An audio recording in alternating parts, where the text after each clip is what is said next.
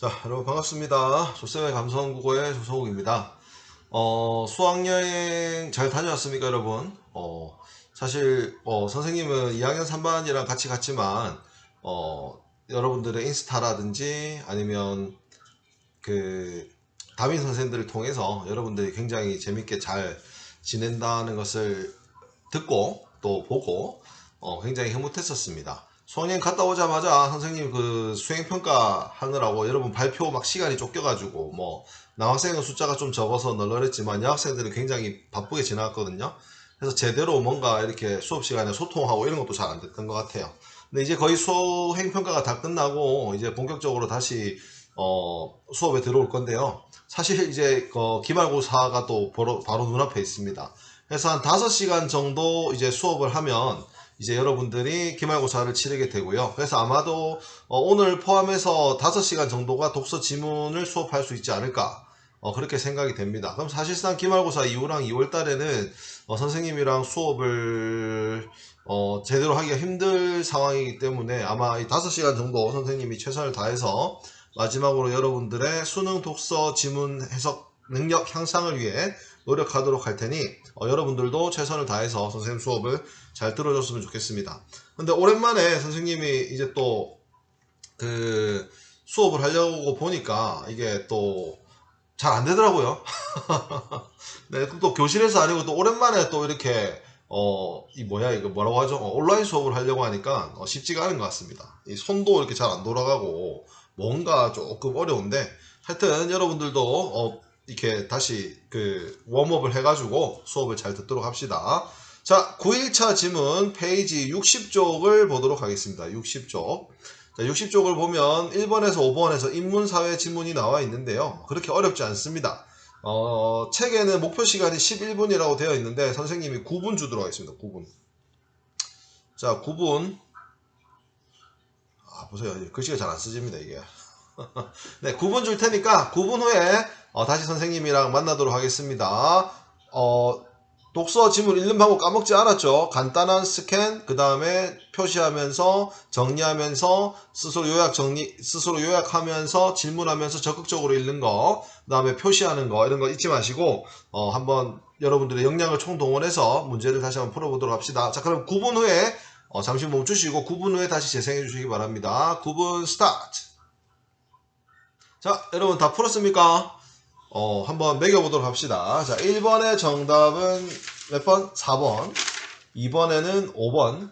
3번에는 5번. 4번에는 4번. 5번에는 2번이 되겠습니다. 자, 여러분, 목표를 어떻게 잡아야 된다 그랬죠? 모든 지문에 몇 개 이하로 틀려라? 1개 이하로 틀려라. 5개를 다 맞았거나 4개 틀린 친구들 있습니까? 잘했습니다. 그렇지 않은 친구들은 빨리 자기의 실력을 회복하거나 더 이상 이제 늦습니다, 여러분. 좀 있으면 수능이고 여러분들 수능 이제 1년 1주일 남았습니다. 지금 더 이상 이제 미룰 때가 아닙니다. 빡세게 제대로 해보도록 합시다. 자, 그러면 선생님이랑 같이 읽고 문제 풀어보도록 하겠습니다. 자, 쭉 스캔을 해보니까 윤리, 그 다음에 도덕, 판정, 참, 거짓, 옳다, 옳지 않다, 승인감정, 부인감정 이걸 봐서 무엇이 옳고 무엇이 그른지 윤리와 도덕에 대한 글이다 정도만 알고 바로 가도록 하겠습니다. 자, 우리는 일상에서 약자를 돕는 것은 옳다와 같은 판단을 합니다. 그렇죠, 당연하죠. 이렇게 구체적 행위에 대한 도덕적 판단 문제를 다루는 것이 규범윤리랍니다. 규범윤리가 뭐라고요?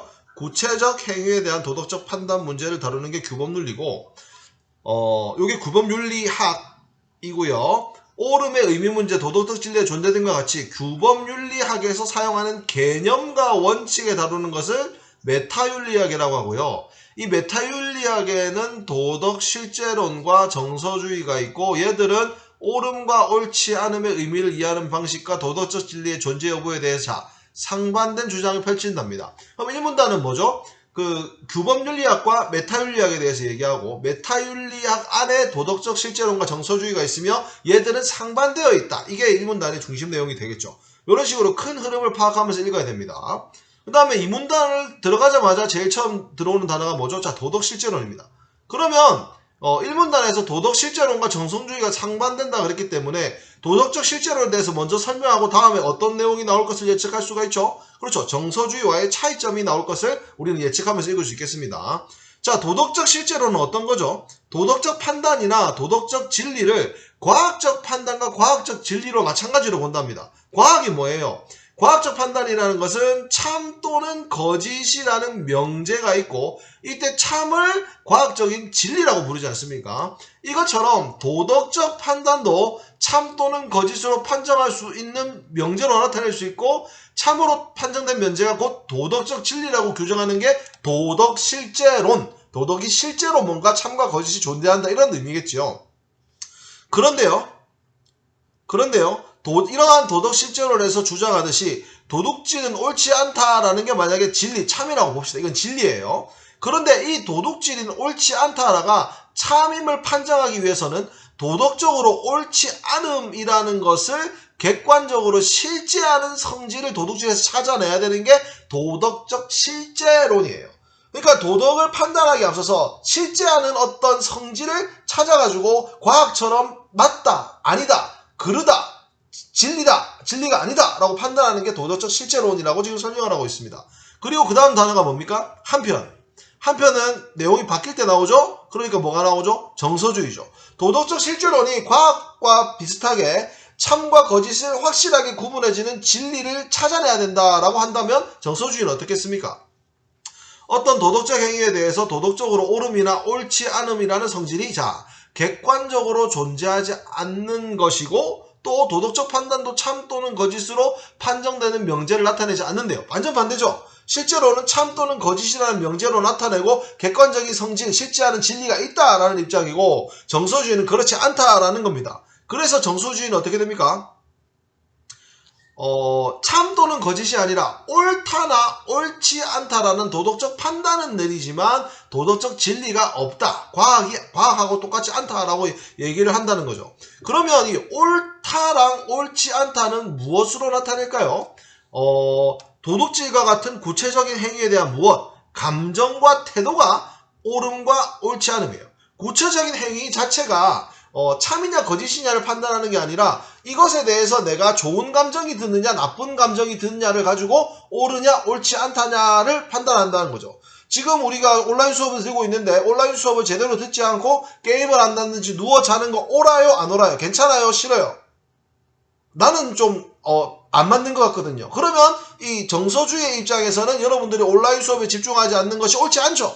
이렇게 판단하는 것이 정서주의라는 겁니다. 근데 도덕적 실제론에서는 이게 진짜로 참인지 거짓인지를 판단하는 요소가 있어야 되고 정서주의에서는 뭐야? 내 정서에 따라서 판단하겠다는 겁니다.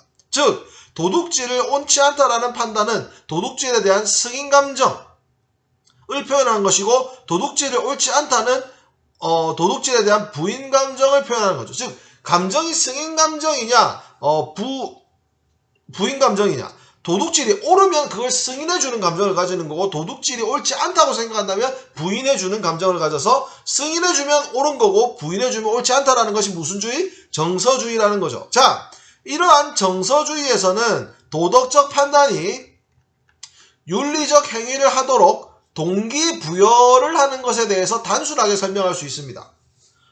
정서주의에서는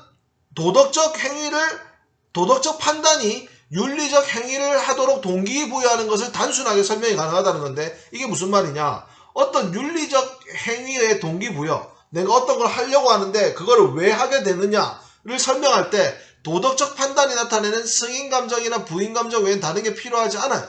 자, 선생님이 계시지 않더라도 나는 수업을 열심히 듣는 것이 옳다라는 승인감정이 드니까 그거를 하게 된다는 거죠. 승인감정 자체가 동기를 부여한다라는 얘기입니다. 왜냐? 승인감정 자체가 어떤 행위를 좋다고 여기는 것이고 그것이 일어나기를 욕망하는 거죠. 수업을 잘 들어야 옳다? 그럼 잘 듣게 되는 겁니다. 결국은 그것을 해야 한다는 동기부여까지 연결되는 것이 그 정서주의에서 동기부여가 하는 말입니다. 부인감정도 마찬가지죠. 내가 이게 안 좋다라고 생각하면 안 하게 된다는 것입니다. 이에 비해서 도덕적 실제론에서는 이러한 도덕적 판단 이하에도 인간의 욕망과 감정에 대한 이해를 통해서 이게 진짜로 인간이라면 이런 건지 이게 증명을 해야 된다는 거죠. 예를 들어서 약자를 돕는 것은 옳다에 덧붙여서 사람들은 약자가 어려운 처지에 빠지지 않기를 바란다와 같은 어떤 철학적인 인간의 욕망과 감정에 대한 법칙을 추가해서 참인지 거짓인지를 판단하고 동기를 부여하게 되는 것이 무슨 론? 도덕적 실제론. 그냥 난 이게 맞는 것 같아. 그러니까 할 거야 라고 설명 가능한 게 정서주의예요. 그러니까 결과적으로 어때요? 정서주의가 도덕실제론에 비해 높게 평가되죠. 왜냐하면 활용하기가 쉬우니까. 윤리적인 문제가 참인지 거짓인지를 판단하는 요소를 찾아내기가 과학도 아닌데 쉽지가 않잖아요. 근데 정서주의는 감정을 다루기 때문에 좋다라는 겁니다. 제가 좋다라는 얘기만 하고 있죠? 또 계속 좋은 얘기가 나오네. 봅시다. 또한 그러니까 좋은 얘기 계속 나오겠지. 옳음과 옳지 않음의 의미를 승인 감정과 부인의 감정으로 표현으로 이해하는 정서주의에 따르면 사람들 간의 도덕적 판단의 차이도 간단하게 설명할 수 있어요. 뭐 도둑질 같은 거야 모두가 다 안 좋다라고 생각을 하겠지만, 자, 휴대폰을 수업 시간에 내는 것이 옳다라는 것에 대해서는 어떤 사람은 승인 감정이 들 수도 있고 어떤 사람은 부인 감정이 들 수도 있어요. 아닙니까? 수학여행 때는 교복을 입어야 한다. 뭐라든지. 이건 너무 뻔한가요? 좀 뭐랄까, 이게 어떤 사람은 옳다 생각, 어떤 사람은 안 좋다 생각하는 게 뭐가 있을까? 뭐 이런 거 있죠. 밥을 주면 남기지 않고 먹는 것이 옳다. 여러분 어떻게 생각해요? 밥을 다른 사람 집에 갔는데 나한테 줬어. 근데 너무 많이 담아줬어. 그러면 아니면 식당이나 이런 데서 받았는데 이걸 다 먹어야 돼요? 아니면 내 양만큼만 먹어야 돼요? 이건 사람마다 뭐가 다를 수 있겠어요? 도덕적 판단의 차이가 다를 수가 있겠죠. 뭐가 반드시 옳다라고 말할 수 없잖아요. 윤리적인 문제에 대해서 서로 합의하지 못하는 의견 차이에 대해서도 야, 밥은 무조건 다 먹어야지. 아니야, 요즘엔 다 안 먹어도 돼. 다 먹는 것 자체가 너무 이거는 꼭 그게 도덕적으로 옳다고 할 수 있어? 이런 차이가 생길 수 있다는 거죠. 그냥 감정과 태도가 다를 뿐이라고 설명하면 끝난다는 건데 싸울 필요 없다는 거죠. 왜? 참과 진리가 없으니까. 이런 설명은 도덕적 판단의 차이로 인한 극단적인 대립을 피할 수 있다게 해준다는 점에서 의의가 있죠. 뭐죠? 정서주의의 의의를 얘기하고 있습니다. 하지만 자, 지금까지 정서주의가 도덕적 실제론에 비해 높이 평가된다. 그리고 이러한 의의도 있다. 그럼 하지만 이제 뭐가 나오겠어요? 뭐가 있다? 문제점이 돼. 옳음과 옳지 않음을 감정과 동일시하는 것 자체가 정서주의 정리를 해준 건데 문제점이 있답니다. 문제점이 뭐예요? 첫 번째, 감정이 변할 때마다 도덕적 판단도 변해야 되지만 도덕적 판단은 수시로 변하잖아요. 도둑질은 옳지 않다라고 생각합니다. 내 감정도. 그런데 내 감정이 내 감정은 좀 그때 기복이 있을 수 있지만 이 도둑질은 옳지 않다라는 것이 쉽게 바뀌지는 않는다는 겁니다. 그러니까 기분에 따라서 그게 결정이 된다면 어떤 날은 나 도둑질이 옳은 것 같아 라고 했을 때 이게 쉽게 변하느냐? 잘 변하지 않는다는 얘기죠. 두 번째, 감정은 아무 이유 없이 변할 수 있지만 도덕적 판단은 뚜렷한 근거 없이 마음대로 바뀔 수 없어요. 어떤 날은 이게 어떤 날은 그게 그러고 하면은 이 도덕적 판단이라고 보기 힘들잖아요. 그러니까 감정과 도덕적 판단에는 좀 차이가 있다라는 얘기죠. 왜냐하면 이 정서주의라는 건 도덕적 판단하고 정서를 일치시켜버리는 거니까 그렇지 않을 때도 있다라는 얘기입니다. 세 번째, 만약에 감정이 없다면 도덕적 옳음과 도덕적으로 옳지 않음도 없다고 해야 되지만 도덕적으로 옳음과 도덕적으로 옳지 않음이 없다라고 말할 수 있습니까? 예를 들어서 도둑질에 대해서 도둑질이 옳은가 옳지 않은가에 대해서 기본적으로 사람들이 도둑질이 옳지 않다라는 것을 받아들이기 때문에 도둑질이 옳지 않은 거라고 생각을 해요.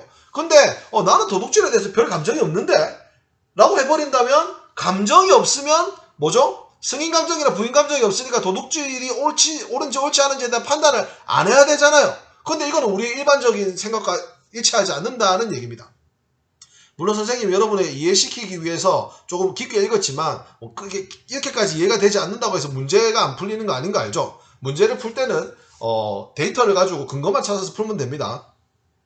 자, 이제 문제 풀이로 들어가 보도록 하겠습니다. 자 1번 풀도록 하겠습니다. 1번.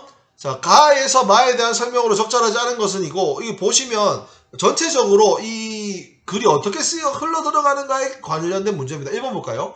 규범 물리학과 메타윤리학을 구별했습니까? 1문단에서 구별했죠. 메타윤리학에 대한 두 견해, 그게 뭔데요? 도덕실제론하고 정서주의, 1문단에서 나타나 있습니다. 자, 2번. 도덕적 판단과 도덕적 진리에 대한 도덕적 실제론의 견해. 자, 도덕적 실제론이 2문단에 나오는데 도덕적 실제론에서는 도덕적 판단과 도덕적 진리를 과학적 판단과 마찬가지라고 본다라고 그 견해를 소개하고 있죠. 2문단 처음에. 3문단. 도덕적 판단과 도덕적 진리에 대한 정서주의의 견해. 자, 3문단에 보면 정서주의에서는 도덕적 행위에 대해서 이렇게 설명한다. 그리고 도덕적 진리라는 것이 없다라는 입장을 보인다고 얘기하고 있죠. 3문단에 나와 있습니다. 3문단 볼까요? 도덕 실제론의 장점 나왔습니까? 여러분 그 도덕 실제론의 장점은 안 나왔고요. 정서주의의 장점과 의의 그리고 문제점에 대해서 얘기를 하고 있어요. 그러니까 이 도덕 실제론에 대한 이야기가 아니기 때문에 4번이 틀렸어요. 정서주의에 대한 문제점 마지막 문단에 나왔기 때문에 1번의 답은 4번이 되겠습니다. 자, 2번으로 넘어갑니다. 윗글에 대한 이해로 적절하지 않은 것은 이라고 되어 있는데요. 2번 문제를 봅시다. 요거는 여러분 찾아 푸셔야 되는데 한번 찾아봅시다. 1번 메타윤리학은 규범윤리학에서 사용하는 개념과 원칙 자체에 대해 연구한다. 자, 이거 어디 있어요? 첫 번째 문단에 세 번째 줄에 보면 메타윤리학이 뭐라고 되어 있어요? 규범윤리학에서 사용하는 개념과 원칙에 대해 다루는 게 메타윤리학이다 라고 되어 있죠. 1문단에 근거가 있기 때문에 맞습니다.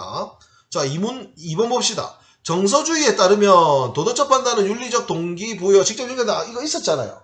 어디 있었어요? 60쪽에 라에 보시면은 동기부여까지 직접적으로 연결된다는 말이 있습니다. 그거를 근거로 동그라미라고 볼 수 있겠네요. 자, 3번. 정서주의에 따르면 과학적 진리와 마찬가지의 도덕적 지지는 존재하지 않는다. 자, 정서주의에 대한 설명 다음 문단 봅시다.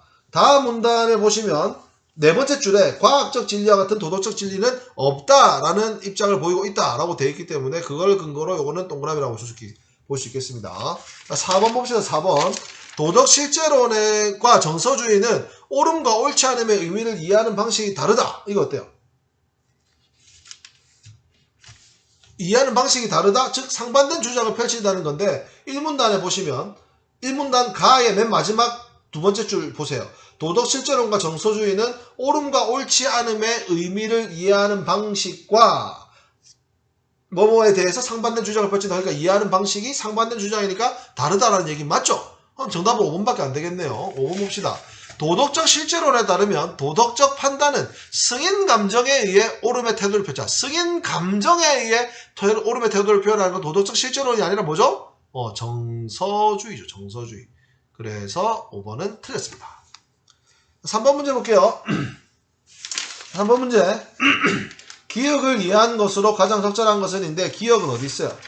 이런 거 표시하면서 읽으면 빨리 찾을 수 있죠. 자, 61쪽 마의 둘째에 있습니다.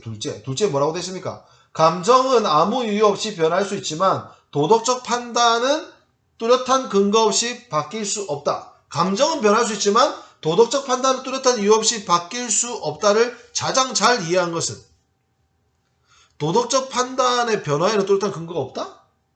아니죠. 감정도 변하고 판단도 변한다? 아니죠. 도덕적 판단과 달리 감정이 바뀔 때는 이유가 필요하다? 감정을 바뀌는데 이유는 없잖아요.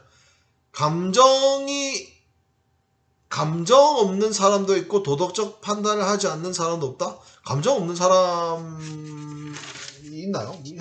하여튼 여러분 지금 이게 맞다 안 맞다를 찾는 게 중요한 게 아니고 기억에 관련된 이야기가 됩니다. 근데 지금 1번에서 4번은 기억과 관련된 얘기가 아니에요. 5번 봅시다. 5번. 기억이 뭐죠? 감정은 변할 수 있지만 도덕적 판단은 근거 없이 안 바뀐다는 거거든. 그러면 그 말은 뭐죠? 감정과 달리 도덕적 판단을 바꿀 때는 뚜렷한 근거가 필요하다. 즉 도덕적 판단은 기억을 보면 도덕적 판단은 근거 없이 바뀔 수 없다라고 돼 있잖아요. 그러면 그 말을 반대로 하면 뭡니까? 도덕적 판단을 바꿀 때는 근거가 필요하죠. 그리고 그거는 감정과는 다르죠. 감정은 뚜렷한 근거가 필요 없잖아요. 그러니까 이 기억을 가장 잘 표현한 게 5번이에요. 그러니까 이거 자체의 OX를 따지려고 하지 말고 기억과 관련이 있으면서 기억을 잘 표현한 것을 찾는 것이 이 문제를 이해하는 키포인트가 되겠네요. 그래서 3번의 정답은 5번이 되겠습니다. 자, 4번 갑니다. 윗글을 바탕으로 보기를 이해한 내용으로 가장 적절한 것은 보기를 잘 읽어야 되겠죠. A는 정서주의자, B는 도덕실제론자입니다. 두 사람 모두 옳음과 옳지 않음과 아름다움, 옳은 건 아름다움이고 옳지 않은 건 아름답지 않음이라고 생각합니다. 또한 예술적 판단에 대해서 A는 도덕적 판단에 대한 정서주의, A가 뭐라고요? 정서주의입니다. 그 다음에 B는 뭐라고요? 도덕적 실제론입니다. 자, 이게 중요한 거는 A는 정서주의,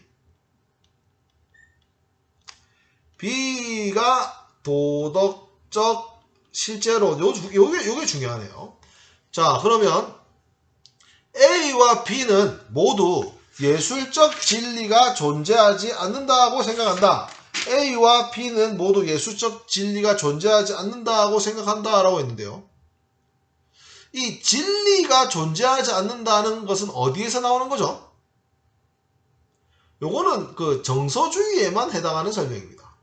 B는 도덕적 실제론자이기 때문에 예술적 도덕적 판단에서 도덕적 실제론, 즉 어떤 진리라는 게 있다라고 얘기를 하는 게 B이기 때문에 A, B 모두라고 하면 B에서 B만 예술적 진리가 존재하고 A는 존재하지 않는다라고 하니까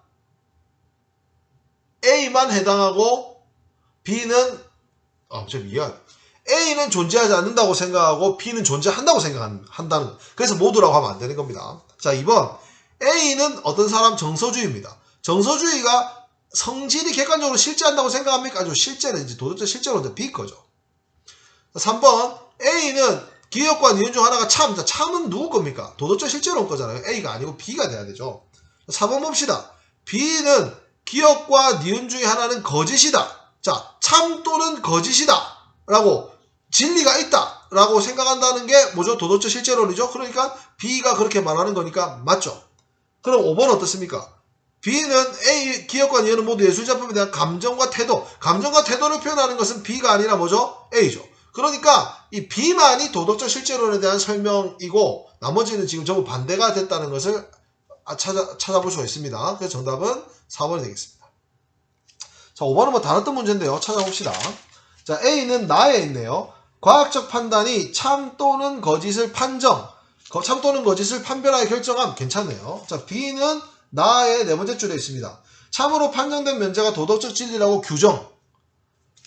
참으로 판정된 면제가 도덕적 진리라고 규칙에 의해 한도를 정한다? 한도를 정하는 게 아니지 않습니까? 여기서 규정이라는 것은 이렇게 뭐 정한다 이런 식으로 의미를 결정한다는 것이 한도를 정하는 게 아닙니다. 그래서 정답은 2번이 되겠고요. 나머지도 한번 확인해 봅시다. 자, C는 뭐를 합의하죠? 윤리적인 문제에 대해서 서로 합의하지 못하면, 그럼 의견이 일치하지 못하면 괜찮죠. D를 봅시다. 정서주의에도 몇 가지 문제점이 제기된다, 몇 가지 의견이나 문제를 내어놓는다, 괜찮네요. E는 맨 마지막에 있는 도덕적 옳음과 도덕적 옳지 않음이 없다는 것이 보편적인 인식과 배치, 즉 반대된다는 얘기거든요. 그러니까 5번은 괜찮네요. 그래서 정답은 2번이 되겠습니다. 자, 여러분 온라인 수업 듣는다고 고생 많으셨고요. 온라인 구글 클래스룸에 선생님이 한 줄 평 올려놓을 테니까 수업 시간에 보고 배우고 느낀 점 간단하게 혹은 의문점 간단하게 남겨주시면 출석 체크까지 되겠습니다. 여러분들 수학여행 갔다 와서 몸도 많이 피곤하고 또 백신 맞는 친구들도 있고 하겠지만 이 수능이 가까웠다는 것을 생각하시고 수업 들을 때만큼이라도 또 스스로 저녁에 공부할 때만큼이라도 시간을 효율적으로 써서 여러분 미래를 위한 준비를 잘 하시기 바랍니다. 그러면 오늘 선생님은 여기까지 하도록 하겠습니다. 여러분 고생 많았습니다. 다음 시간에 만나요. 안녕.